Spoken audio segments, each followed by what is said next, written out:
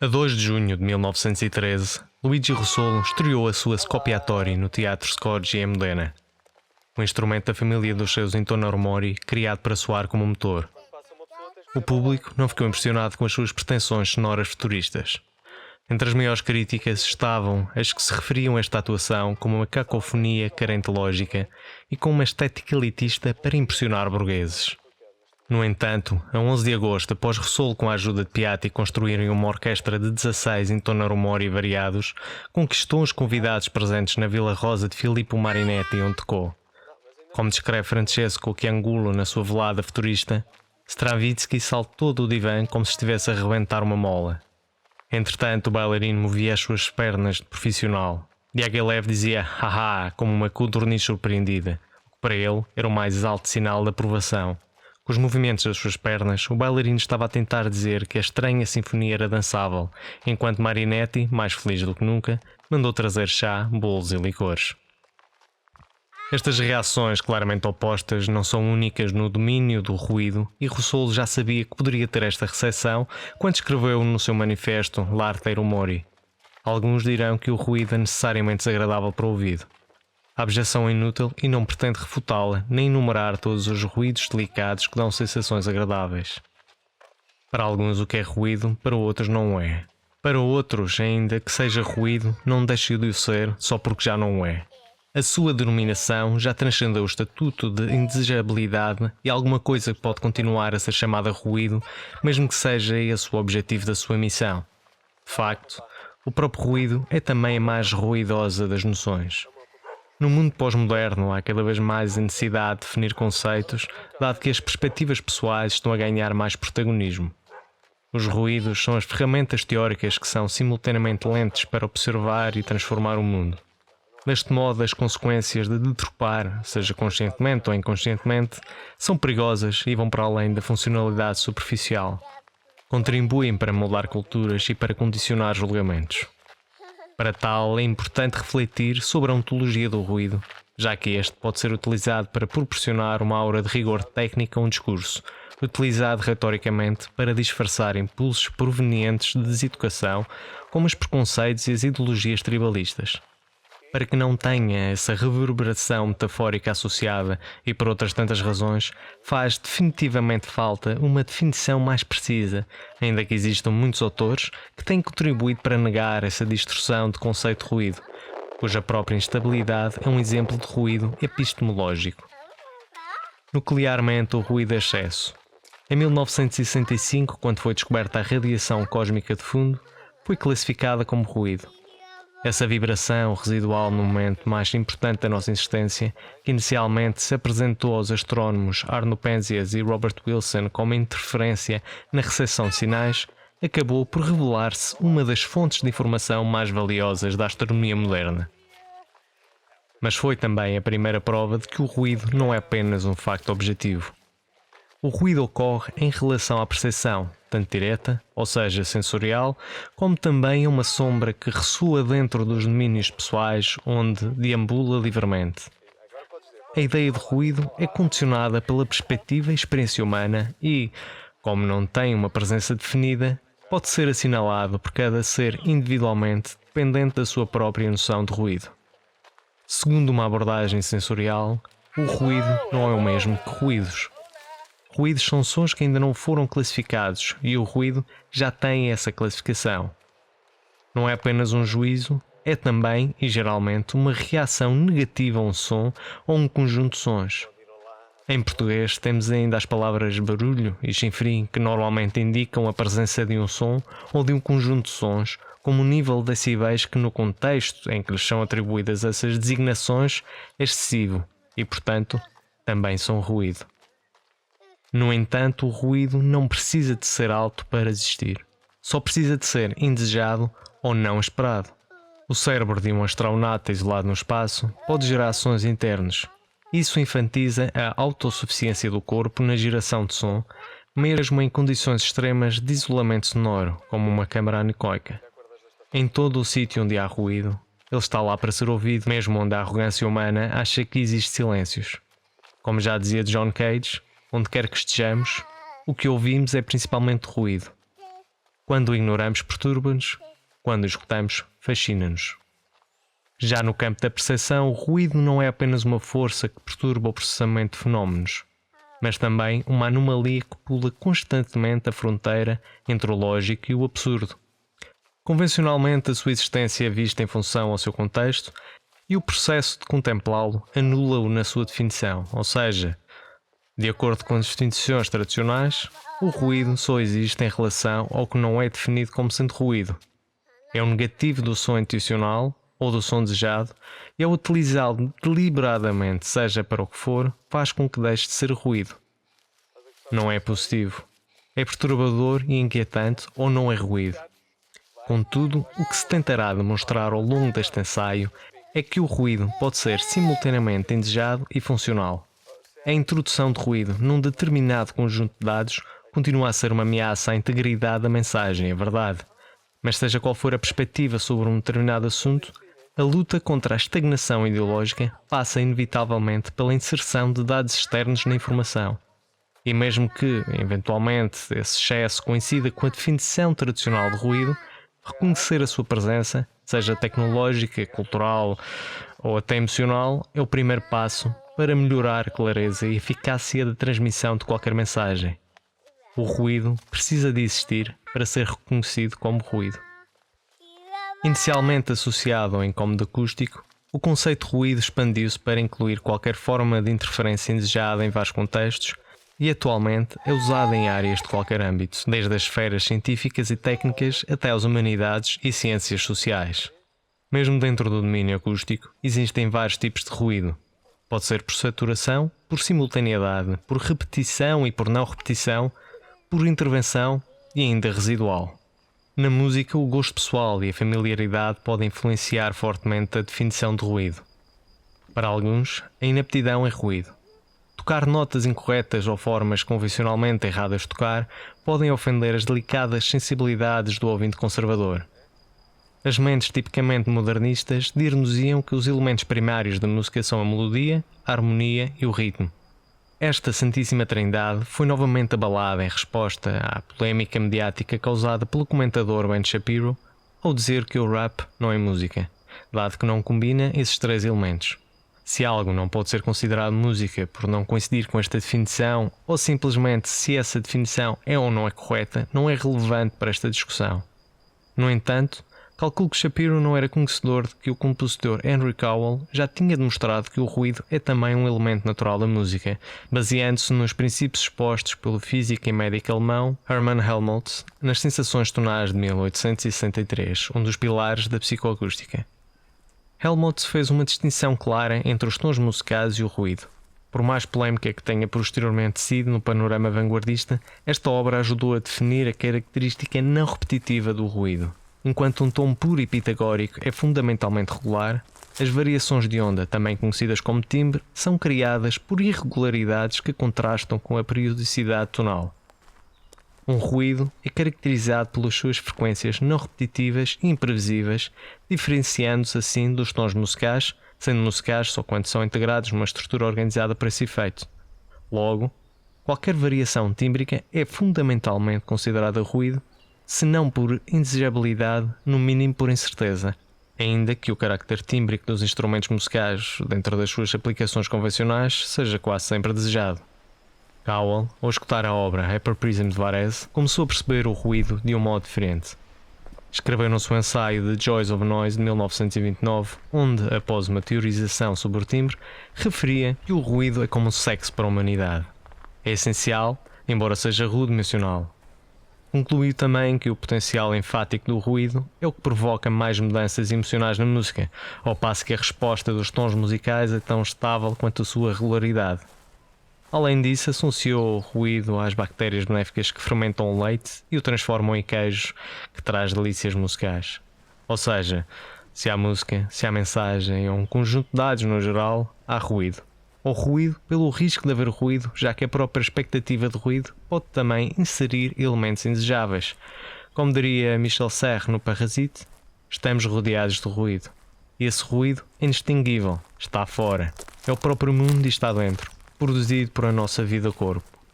Estamos nos ruídos do mundo Não podemos fechar a porta para a sua recepção e evoluímos, rolando nessa ondulação incalculável. A inevitabilidade do ruído acontece porque a introdução de uma força exterior é inelutável a qualquer informação que tenha de ser interpretada. Diferenças culturais e variações linguísticas também são fontes de ruído que podem dificultar a comunicação entre pessoas de diferentes origens. Até a ambiguidade na linguagem é uma forma de ruído que pode distorcer a verdade. Palavras ou frases com múltiplos significados podem ser interpretados de maneiras diferentes pelos ouvintes, o que leva a mal-entendidos ou interpretações erróneas. Os estados emocionais e preconceitos cognitivos também podem atuar como ruído, distorcendo a mensagem pretendida e a percepção do receptor. Por exemplo, uma pessoa que está ansiosa pode interpretar um comentário neutro como uma crítica, demonstrando como o ruído emocional influencia a comunicação. Também fora da comunicação humana, qualquer área que depende da transmissão de dados, em particular da informação estatística, está propensa não só à interpretação, mas a variáveis introduzidas que atuam como ruído. Em economia, as crises são provas destas fragilidades e ressaltam a necessidade de reavaliar os modelos que subestimam o impacto de eventos não lineares e caóticos. De acordo com o economista e escritor francês Jacques Attali, o ruído pode ser analisado ao longo do tempo para ser compreendido e categorizado como algo significante a ser usado para prever o futuro. Assim que conhecemos o ruído, não se torna um pronúncio de mudança, mas sim uma premonição de consistência. A repetição de informação torna-se ruído e a repetição do ruído torna-se informação. Apesar da complexidade técnica do termo em novas áreas, a intuição derivada da experiência com o ruído acústico que influencia a nossa compreensão e que essencialmente é aplicado para fazer uma distinção entre a informação e o excesso de informação, que assim como também seria de esperar, é altamente contextual. Inclusive, em teoria de comunicação, essa dicotomia seria bastante clara, onde a informação pré-estabelecida é óbvia por definição, quando a mensagem é enviada para a transmissão. Porém, o uso sistemático da aleatoriedade mostra que o ruído pode ser informativo, levando a variadíssimos casos de serendipidade, destacando que a barreira entre a informação e o ruído tem qualidades elásticas. No artigo A Mathematical Theory of Communication, Claude Shannon desafiou a noção clássica da relevância informativa ao definir que a informação é sempre informação, seja esperada ou não. Shannon também fez uma distinção entre a informação externa à mensagem e a incerteza natural de um conjunto de dados. Para tal, utilizou o termo de entropia, adotado da segunda lei da termodinâmica, cunhado em 1865 por Rudolf Clausius.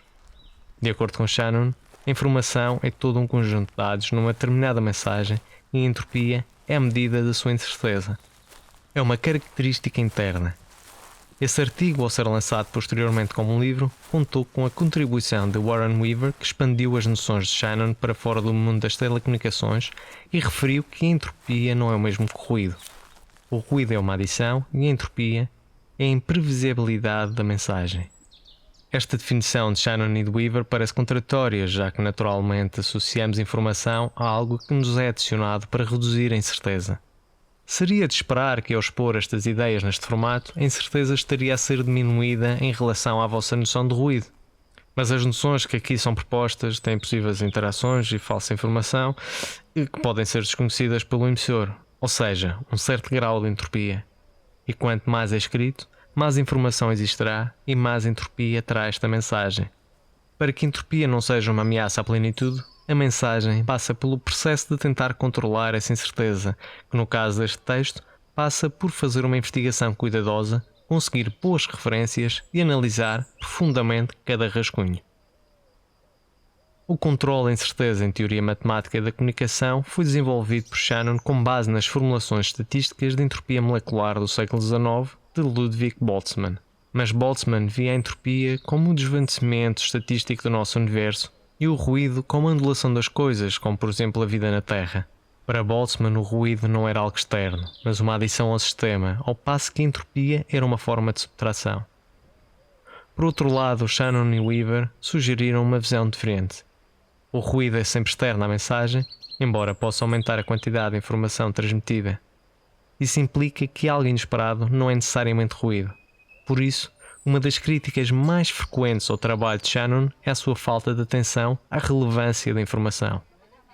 Posteriormente, Norbert Wiener desenvolveu em cibernética o conceito oposto para medir o grau de previsibilidade da informação, a negentropia.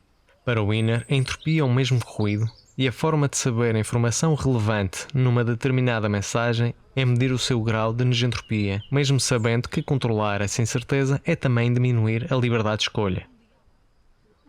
Qualquer tentativa de excluir a informação pela sua irrelevância é uma forma de censura, pois impede o crescimento de complexidade da informação.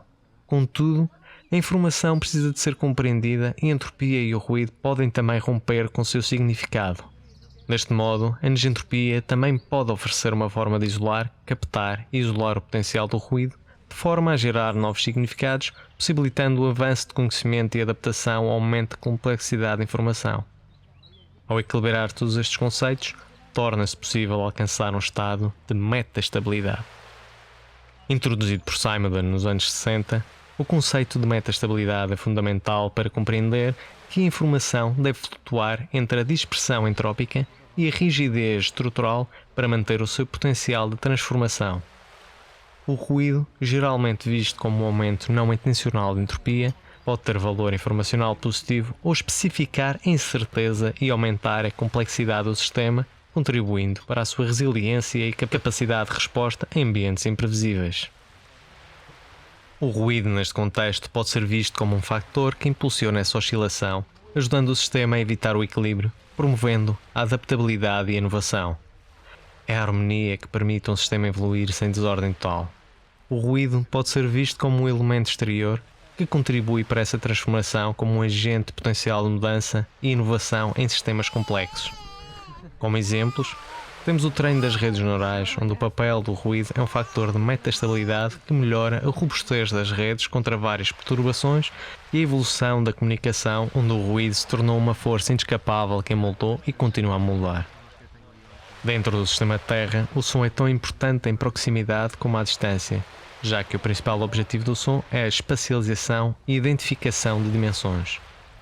As características do planeta Terra fazem com que a vida seja obrigada a evoluir em função das suas mudanças ambientais, e as vibrações são um dos fatores ambióticos a que toda a vida está sujeita e em constante adaptação.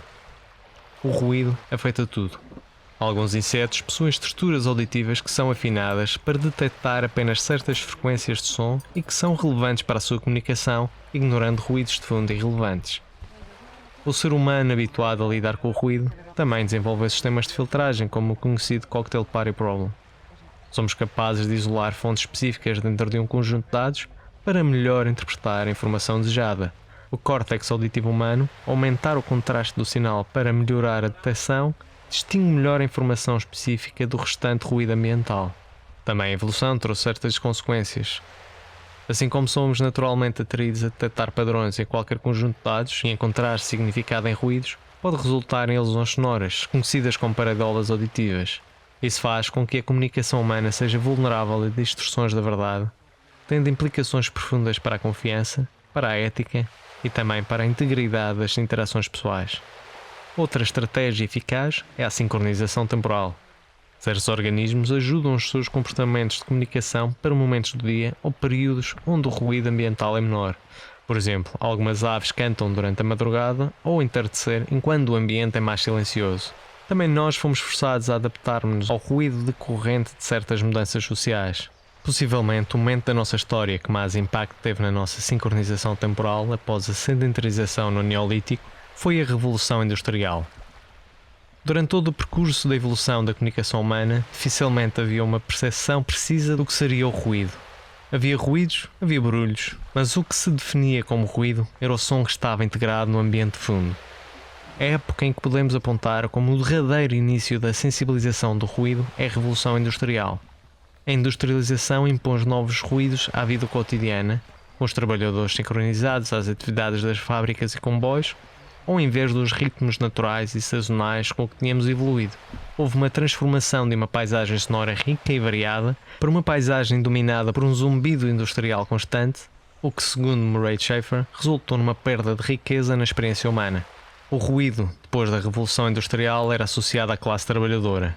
Mas para Schafer não era só uma questão de classe ou hierarquias, era também uma questão de espaço. Como afirma David Handy em Noise, a Human History of Sound and Listening, A descrição da Roma Antiga revela uma cidade barulhenta, com trânsito incessante, com vendedores gritando e atividades diárias ruidosas. Escritores como Juvenal e Séneca descreveram essa cacofonia, especialmente em áreas movimentadas como Trastevere, onde os pobres viviam em condições precárias e sem privacidade. As elites refugiavam-se em locais mais tranquilos, como a colina Palatina. Durante o percurso da humanidade, a música erudita era normalmente privada e estava confinada ao interior, onde o ruído era exterior e invasivamente público. Toda esta crispação foi aumentando à medida que a industrialização progredia e ainda mais durante a Primeira Grande Guerra. Houve também um despertar para a importância da escuta, o que não só trouxe uma luta contra o excesso, como também novas formas de contemplação do próprio ruído. O movimento futurista foi a expressão artística e social dentro das vanguardas que surgiu dessa tendência contemplativa. Em Itália, Filippo Marinetti escreveu um manifesto futurista em 1909 que claramente era um reflexo do crescimento industrial a que o mundo ocidental estava submetido e das novas inclinações nacionalistas que surgiram na primeira metade do século XX. Para os futuristas, o passado era irrelevante. Glorificavam a velocidade, as máquinas, a juventude e a violência. Para Marinetti, a guerra era a higiene da humanidade. Era a forma mais eficaz de restabelecer a sociedade. Por mais polémicas que tenham sido estas escolas de pensamento, é inegável o impacto que tiveram na exploração artística consequente. Artistas de todas as áreas uniram-se a esta afirmação, abalando de igual modo a arquitetura, a pintura e, mais relevante para este texto, a música. Em 1910, Francesco Palilla Partella escreveu o seu manifesto para músicos futuristas, onde criticava as barreiras conservadoras da música italiana e apelava à juventude, por ser o grupo que mais entenderia as suas ideias. Foi após assistir a um concerto para a tela que Luigi Russolo, arrebatado por tal expressividade sonora, escreveu também o seu manifesto em forma de uma carta aberta para a tela, considerado um dos documentos mais importantes, não só para a forma como pensamos a música, mas também para o modo como abordamos o ruído em geral. Nesta carta, Russolo intentou reformular a utilização de sons não tradicionalmente considerados musicais em música e também a musicalidade do próprio som. Para além da inspiração da aplicação musical para a tela, sentiu-se altamente influenciado pelas inclinações bélicas de Marinetti e da Itália fascista. Para Russolo, a expressividade do ruído é quase infinita e, por isso, o campo de batalha deveria servir de modelo para a escuta moderna, já que o ouvido ganha mais protagonismo que no cotidiano. Uma vez mais, ideologias à parte, a forma como descreveu o ruído ao longo do texto é de uma inovação arrebatadora. Transcende fronteiras musicais e refresca até a forma como a civilização estava a ficar acomodada ao ruído. Cada manifestação da nossa vida é acompanhada pelo ruído. O ruído é, portanto, familiar ao nosso ouvido e tem o poder de evocar imediatamente a própria vida. Enquanto o som estranha a vida, sempre musical, coisa em si, elemento ocasional desnecessário, tornou-se doravante para o nosso ouvido, o mesmo que é para o olho um rosto familiar demais. O ruído, ao contrário, chegando até nós confuso e irregular, vindo da confusão e da irregularidade da vida, nunca se revela inteiramente para nós e nos reserva inúmeras surpresas. Temos certeza então que, selecionando, coordenando e dominando todos os ruídos, enriqueceremos a humanidade com uma nova delícia insuspeitada. L'arte dei rumori, ou Arte do Ruído, em 1913, foi a conquista mais marcante no início do ruído vanguardista e influenciou incontáveis artistas não só na música, mas em muitas outras áreas. Os dadaístas, embora sendo refugiados em Zurique durante a Primeira Guerra Mundial, com a sorte de não sofrer o mesmo ruído que invadiu o resto da Europa, e logicamente não partilhando o mesmo fascínio pela guerra que Marinetti, subscreviam também a um impulso anticonvencional de Russolo. No Cabaret Voltaire, onde o movimento dado foi fundado, o ruído, tanto visual como sonoro, dominava todo o ambiente performativo que ali se vivia. Fazia-se poesia sonora, com poliglotismo e simultaneidade, e música que se poderia considerar proto-noise, que Richard Hülsenbeck chamou de bruitismo, inspirado pela expressão concert bruitiste de Marinetti, adotado do francês bruit, que significa ruído. O ruído formava naturalmente parte da essência dos Dada. Consideravam-se um grupo de pessoas fora de qualquer representação de harmonia social e toda a sua filosofia poderia ser considerado ruído. A prática de poesia simultânea era comum no Cabaret Voltaire. O poema L'Amiral cherchait un monsieur de Tristan Tzara era declamado simultaneamente em inglês, francês e alemão, provocando ruído linguístico. Era usado ruído para fazer música e sons musicais para fazer ruído. A simultaneidade foi uma técnica utilizada para causar sensações caóticas e discordantes no fruidor, claramente uma forma de ruído. Era utilizada essencialmente com vários eventos a ocorrerem no mesmo instante temporal ou um colapso temporal num espaço já por si colapsado. São exemplos desta técnica Apollinaire na literatura e Delaunay na pintura, embora ambos vinculados à supremacia da visão. Delaunay chegava a ser mais extremo quando partilhava a sua aversão a tudo o que saía do domínio da cor e dizia que se sentia horrorizado pela música e por ruídos. Ironicamente, canalizava a sua expressão para aumentar a carga sensorial, o que resultava em ruído. Também Dalí e Max Ernst utilizavam o ruído para pintar, mas ao contrário da aplicação em simultaneidade, utilizavam pareidolis para traçar formas nas suas pinturas, fosse para calibrar nuances conceptuais ou simplesmente para fortalecer as metodologias de trabalho como parte da pré-produção de uma obra. Utilizavam o ruído no seu processo para potenciar a carga surrealista dos seus trabalhos, explorando não só a faceta artística do ruído, como também o fenómeno fruto das sequelas da evolução humana. A linha entre o ruído e o som musical que figurava no centro da exploração sonora nas vanguardas continua a ser explorada durante todo o século XX. A categorização do ruído foi crucial para a reprodução mecânica que preservou o tempo musical e capturou o ruído, mudando a percepção do que é o som. Também o desenvolvimento de dispositivos analógicos de manipulação de sinal, como osciladores, sintetizadores ou simplesmente pedais de efeitos, ajudaram a expandir o interesse artístico do ruído, dado não só pela maior acessibilidade ao público, como também por estas tecnologias terem aberto novas sonoridades. Havia ainda quem continuava a explorar o ruído não só pelo seu potencial estético, mas também para expandir a sua epistemologia. Para além da eletrónica de Stockhausen e da música concreta de Pierre Schaeffer nos anos 50 e dos estudos sobre o som de John Cage, foram notoriamente mais influentes no pós-guerra. Cage, ao analisar profundamente o silêncio, deparou-se inevitavelmente com o ruído e estimulou toda uma geração neodadaísta. O movimento Fluxus utilizava o ruído em diversos formatos e técnicas, fosse como intervenção, interrupção, simultaneidade, performance por meios sonoros e visuais, não só para fins estéticos como também para experimentação, juntamente com o surgimento e crescimento exuberante do rock, do metal e do punk, proporcionaram as condições necessárias para que o ruído começasse a ser estabelecido como o seu próprio género. A música noise, atualmente com ramificações um pouco por todo o mundo, foi um género que se originou essencialmente na América do Norte e no Japão. Estes dois núcleos criaram uma dualidade que fez com que a música noise, ou como também ficou conhecido no Japão, se tornasse no que é atualmente. Como explica David Novak em Japanoise, é uma sonoridade representada pela constante circulação, cuja história estética está também em constante transformação. Como qualquer outra circulação, descreve a distribuição de bens e ideias, caracterizando relações interculturais e de globalização. Cria culturas, como mostrado por essa dualidade, e também destaca como falhas e trajetórias irregulares desafiam uma ideia de uma cultura global totalitária. A música noise, neste caso, além de ser ruído sonoro por definição, foi também ruído cultural.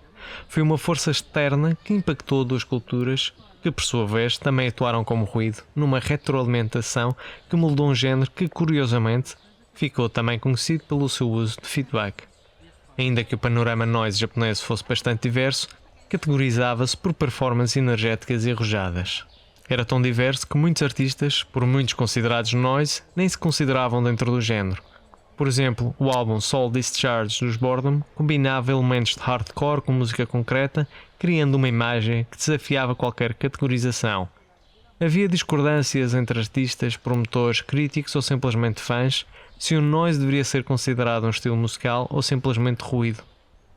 Quanto mais tentavam impedir que fosse categorizado como música, mais esta sonorização forçava a sua estrutura em circulação, o que foi fundamental para a sua criatividade. Também esta tentativa de ser categorizado rompia com o que era considerado música e género musical, produzindo interpretações e narrativas teóricas de análise da música experimental. O nome mais sonante saído do Japão é sem dúvida Merzbow, projeto de Akita Masami que desde os anos 80 conta já com mais de 500 publicações. Foi influenciado pelo blues rock de Jimi Hendrix, Lou Reed, Robert Fripp, fuzz organ de Mike Ratledge de Soft Machine, pelo free jazz de Albert Taylor, Cecil Taylor e Frank Wright, pela eletroacústica de Pierre Henry, Stockhausen, François Bayle, Gohan Mumei Shanakis. Encontrou uma forma de juntar todas as suas influências manipulando cassetes inicialmente e depois juntando outros elementos como mesas de mistura, micros de contacto, delay e distorção. Só em 1990, na sua primeira turnê nos Estados Unidos, começou a apresentar o seu trabalho como sendo música noise, mas enraizado em menos conceptualmente anti-instrumentalista como fazia anteriormente. Numa entrevista à revista Exoterra, disse que se a música fosse sexo, Merzbow seria pornografia, dado que o noise é a inconsciência da música. Embora seja praticamente o porta-estandarte do Japanoise, Akita não reivindica a invenção do Japanoise e vê o seu trabalho como parte de um movimento artístico internacional. A sua enorme carga de lançamentos ajudou a estabelecer o noise globalmente como um género musical. Muitos outros artistas influenciaram fortemente o panorama internacional, alguns pela quantidade de colaborações estrangeiras como Boris e Keiji Haino. Curiosamente, o noise não tinha grande impacto dentro do Japão, mas o sucesso internacional fez com que os artistas japoneses conseguissem ganhar mais respeito interno. Até estiveram expostos na televisão nacional, algo que foi proporcionado ao underground pela recepção norte-americana, categorizado como um fenómeno Kyaku Yunyu ou importação inversa. O Japanoise emergiu como uma manifestação singular desta mistura cultural, refletindo tanto a apropriação de outras culturas como inovações locais, ruído e entropia.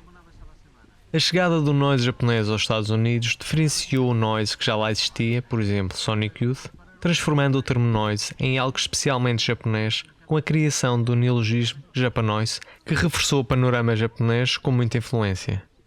O Japão já era o zénite e o enigma da modernidade global, especialmente para os norte-americanos fascinados pelo contraste cultural de outro poder económico. Era visto como um lugar de extremos, como uma mistura cultural tradicional com um avanço tecnológico. O que fazia com que as exportações japonesas fossem particularmente nipónicas não estava bem definido, até porque essa tendência surgiu numa altura em que a produção em massa no Japão estava desprovida de identidade ou falta de odor, como descrevia o intelectual média Inobuchi Koi.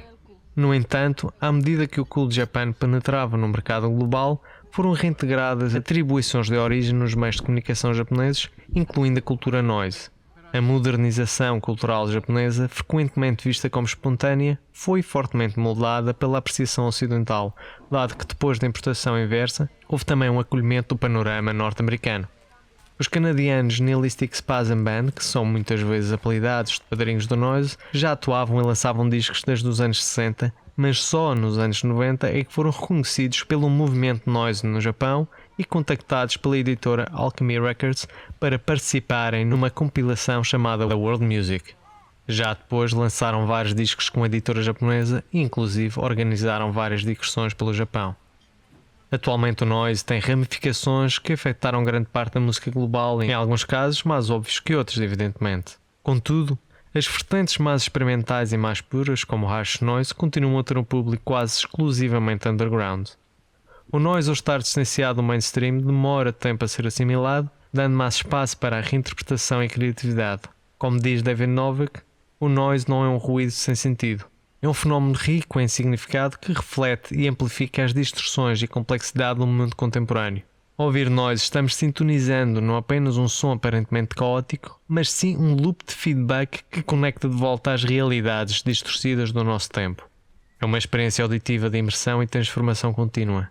É minimalista, criando o paradoxo de nada, que gera algo, representando um fim contínuo e uma sensação de exaustão e mudança permanente. Uma vez que na música dita comercial a originalidade é criada pela quantidade de informação e não pelo espaço que é deixado para assimilar a informação, faz-nos refletir também o que é a própria originalidade. Se pensarmos num gráfico em que se mede a originalidade por número de ocorrências de produção musical, a música comercial terá uma quantidade consideravelmente superior e de um modo superficial poderia parecer que as diferenças entre picos de originalidade são iguais.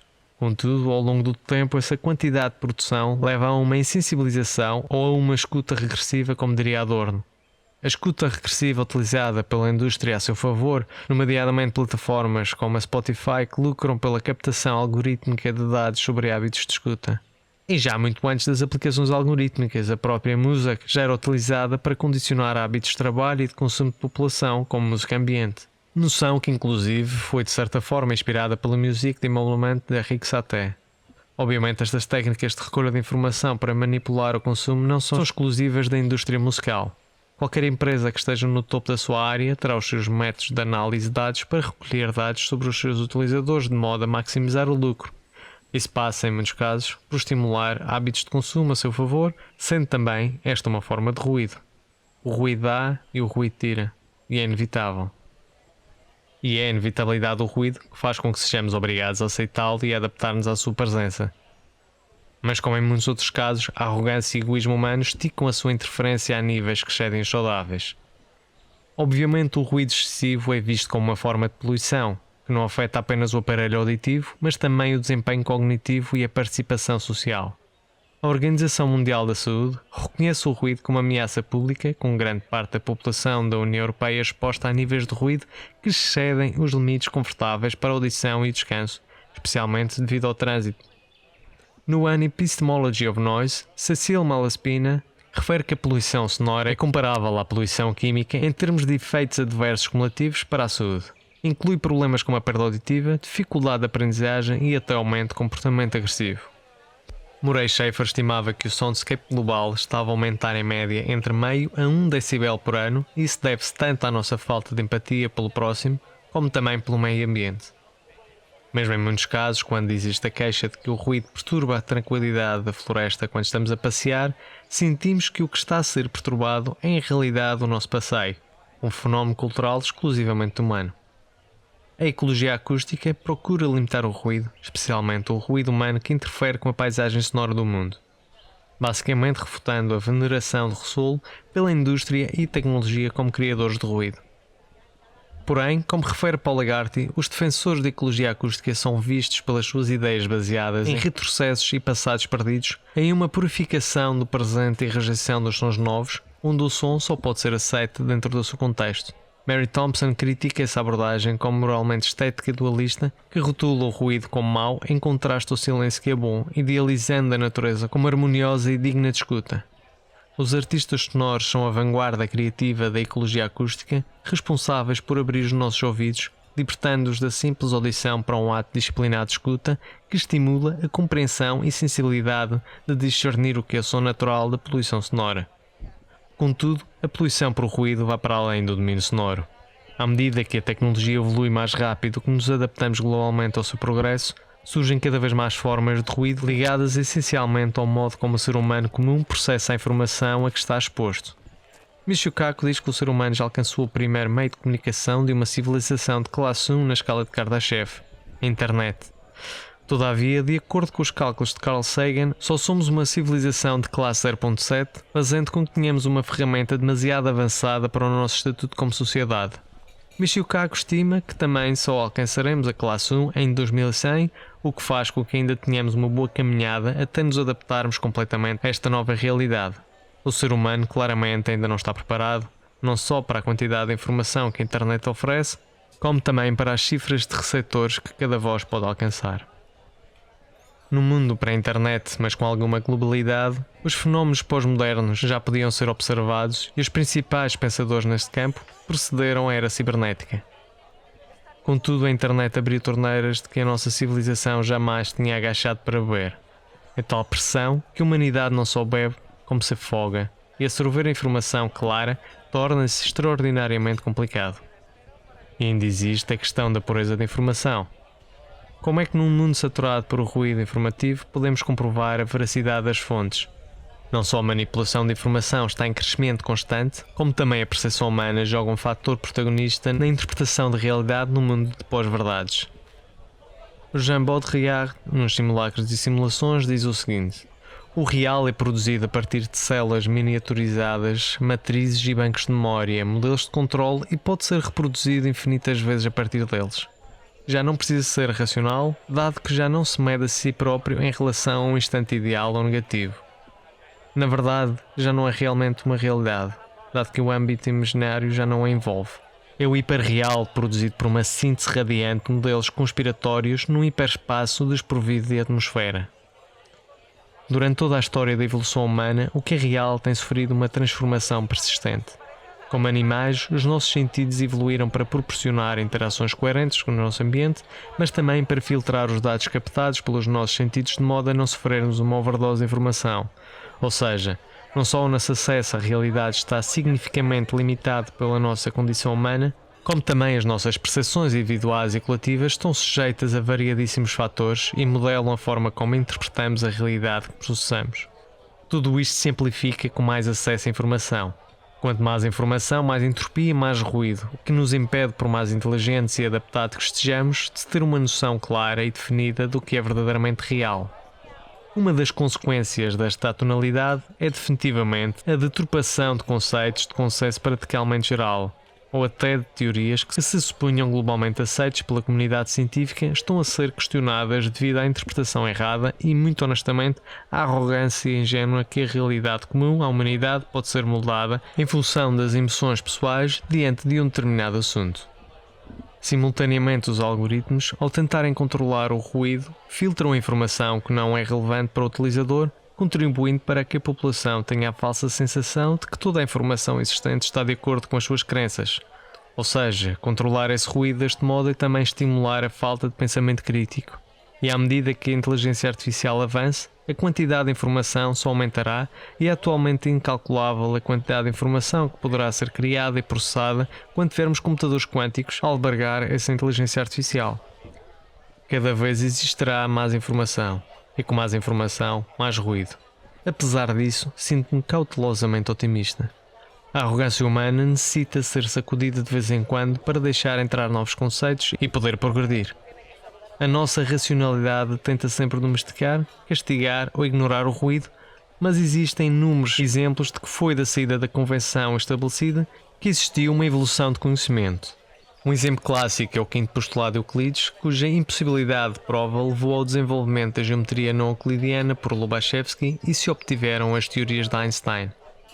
Esta descoberta mostrou que a incerteza pode transformar-se em liberdade de escolha, ou seja, o ruído pode transformar-se em informação, permitindo novos paradigmas. Em estatística e ciência, o ruído não é apenas um erro ou uma perturbação, mas uma parte integrante dos modelos e experimentos. A geração estocástica de dados que envolve a introdução de elementos aleatórios para modelar relações entre variáveis mostram que o ruído pode ser usado para entender melhor os sistemas complexos. Na criação de redes neurais, é utilizado ruído para melhorar a robustez das redes contra várias perturbações. O ruído importa. Os exemplos de que o ruído pode ser colhido e acarinhado para que nos adaptemos a este meio ambiente e à nossa própria humanidade são virtualmente infinitos. Como diz R. Evan Willey em Noise Matter: The Evolution of Communication, a comunicação, embora ruidosa, permite um certo grau de confirmação do nosso uso de linguagem e, por isso, do nosso pensamento sobre nós próprios. Ao fim e ao cabo, esse argumento mostra que somos o resultado tanto do ruído como dos sinais. Devido ao ruído, como já foi sublinhado, cada um de nós pode parafrasear Descartes. Je communique, donc je suis. Comunico, logo existo. Para alguns, uma das coisas que nos identifica como humanos é a complexidade da nossa comunicação. E se a comunicação é fruto de ruído, também a nossa inteligência e a humanidade o são. O que a humanidade precisa é de aprender a maturar e processar o ruído. A descoberta do ruído isotrópico como remanescente do Big Bang mudou radicalmente a nossa compreensão da ordem da estrutura do cosmos, introduzindo a ideia de que o universo está num estado de metastabilidade e transformação contínua. É essa a ideia de metastabilidade a que nos temos que agarrar. É o equilíbrio estrutural entre a entropia de um sistema e a informação e o ruído que nos mantém neste mundo. E o futuro passa cada vez mais por tê-lo em consideração. O ruído não é mau, não é bom, é inevitável. É apenas ruído e há que saber escutá-lo. Tírale al lateral. Curioso, ¿no?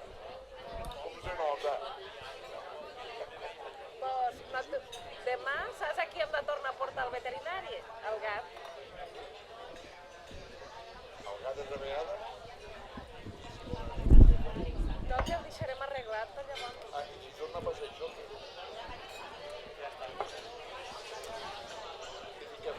No res. Si deu una setmana? No, home, esperem que no. És que fica tancat aquí. Esperem que no. Ai, que esperem, però molt. Jo a esta dona li vaig... Què ha passat? Que té algo de l'orina i no està bé del tot. L'han de punxar més. Este més medicament. El que passa que va, no pot orinar bé, algo li passa de l'orina. Té una infecció d'orina o alguna així i no s'havia curat bé.